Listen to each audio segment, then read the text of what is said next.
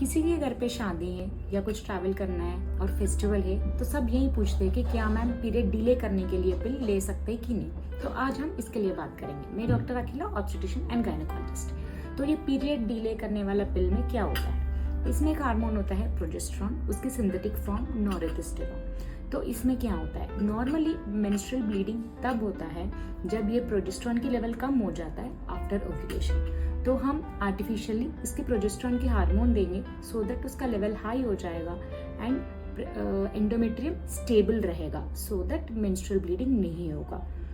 सो जब तक आपको पीरियड नहीं चाहिए तब तक आपको रोज ये वाला पिल लेना चाहिए, तो सो दैट प्रोजेस्टेरॉन हमेशा आपको हाई रहे और पीरियड नहीं होगा। एंड जब आप बंद करोगे उसके बाद 3 से 7 दिन या कभी कभी 10 दिन तक उसके अंदर अंदर आपको पीरियड हो जाए।